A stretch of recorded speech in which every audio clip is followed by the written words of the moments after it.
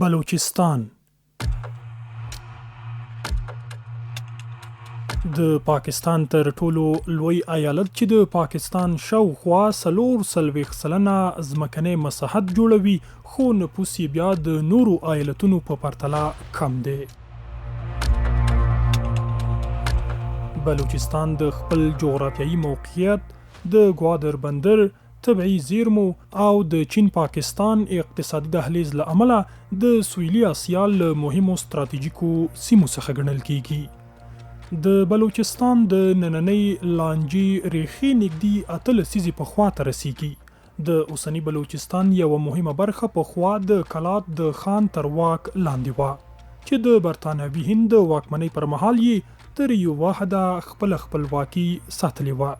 کله چې په 1940 کال کې برطانویان له سیمې ووتل او پاکستان جوړ شو، کلات هم د یو خپلواک دولت په توګه د خپلواکۍ اعلان وکړ او څو میاشتې یې د یو جلا هیواد په توګه فعالیت وکړ. خو وروسته د کلات د واکمن میر احمد یار خان او پاکستان ترمنځ خبرې وشوې او د 1948 کال د مارچ په 28 کلات له پاکستان سره د یوځای کېدو سند لاسلیک کړ. پاکستان دا یو قانوني او رضاکارانه یوځای کېدل بولي، خو یو شمیر بلوڅ ملتپال بیا ادعا کوي چې پر کلات سیاسي او پوځي فشار موجود وو او دا پریکړه په زور ترسره شوې وه. همدا تاریخي اختلافات تر نن ورځې پورې د بلوچستان د خپلواکۍ او یا پراخې خودمختارۍ د غوښتنو له مهمو لاملونو څخه ګڼل کیږي. له هغې را پدې خوا د بلوچستان ایالت له 16 لسیزو راهیسې د بېلتونپالو ډلو د فعالیتونو شاهد دی، چې تر ټولو مشهوره ډله یې بلوچ لیبریشن آرمي یا BLA ده، چې پښتو کې ورته موږ بلوڅ بېلتونپاله ډله وایو. To keep Pakistan's Balochestan province on the edge. In the latest, the Balochestan Liberation Army or the BLA has detained Pakistani army personnel on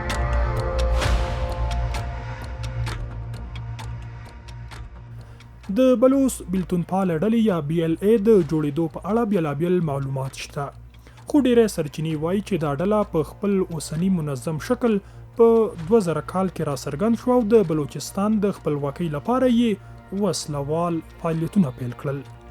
د ترهګرې ډلې په توګه پاکستان په 2006 کال او امریکا په 2019 کال کې وپېژنده. پاکستانی پوځي رژیم په همدې بهانه زرګونه بلوچان ونیول او تر ننه یې پته نه لګیږي. د هغوی کورنۍ د هغوی د مړي او ژوندي څخه ناخبره دي او په دې اړه هره ورځ مظاهرې کوي، خو پاکستانی پوځي رژیم په دې اړه هیڅ نه وایي.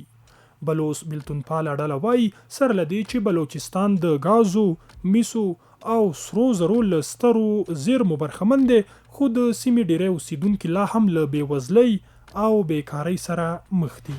د دوی په باور د بلوچستان شتمني د سیمو له پولو بهر مصرفیږي، خو ځایي خلک یې له ګټو بې برخې پاتې دي. همدا احساس د کلونو راهیسې د سیاسي نارضایتۍ او د بېلتونپالو غوښتنو یو مهم لامل بلل کیږي. د بلوڅ بېلتونپاله ډلې مشري بشیر زیب کوي. د 2026 کال د فبرورۍ پر 3 BBC پښتو راپور ورکړ چې د بلوڅ بېلتونپاله ډلې د مشر په تړاو یې ورکړی وو. د یاد راپور پر بنسټ بشیر زیب د بلوچستان د نوشکې ولسوالۍ د احمدوال سیمې په یوې متوسطې کورنۍ کې زیږېدلی او له محمد حسني قبیلې سره تړاو لري. منځنۍ او لوړې زده کړې یې د کوټې د سریاب روډ په ډیګري کالج کې کړي. د کوټې له پولیتخنیک پوهنتونه د میخانیکي انجینرۍ په برخه کې ډیپلوم ترلاسه کړی او وروسته یې د بلوچستان پوهنتون کې د بلوڅي ادبیاتو ماسټري پیل کړه، خو د زده کړو پر مهال پرې پوهنتون ته پر تګ بندیز ولګول شو. په 2014 کال کې بشیر زیب وسلوالې مبارزې ته مخه کړه او تر ننه د پاکستان پوځي رژیم سره جنګیږي.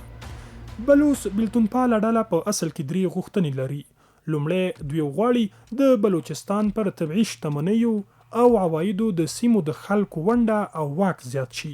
دویم دا چې د بلوچستان لپاره زیات سیاسي واک او خودمختاري غواړي. او دریم، ځینې ډلې بیا د پاکستان څخه د بشپړې بېلتون او د یو خپلواکه بلوچستان د جوړېدو غوښتنه کوي.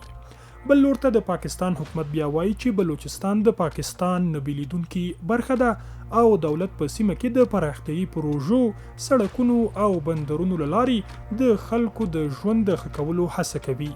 اسلام آباد د بېلتونپال ډلو فعالیتونه د هیواد د امنیت او ثبات پر ضد بولي. کارپوهان بیا وایي چې د بلوچستان شخړه یوازې پوځي حل نه لري او د سیاسي خبرو اترو، اقتصادي پراختیا او د سیمهیزو خلکو د اندېښنو د اورېدو له لارې د اوږدمهاله حل امکان شته. دا شخړه نه یوازې د پاکستان لپاره بلکې د سیمې د امنیت، سوداګرۍ او د ګوادر بندر په څیر ستراتیژیکو پروژو لپاره مهم بلل کیږي. بلوچستان د خپل ستراتیژیک موقعیت، طبیعي شتمنیو او امنیتي اهمیت له امله لا هم د پاکستان او سیمې د سیاست یوه مهمه موضوع پاتې ده. یوه داسې موضوع چې ډیر کلونه کیږي تر اوسه پورې نه ده حل شوې.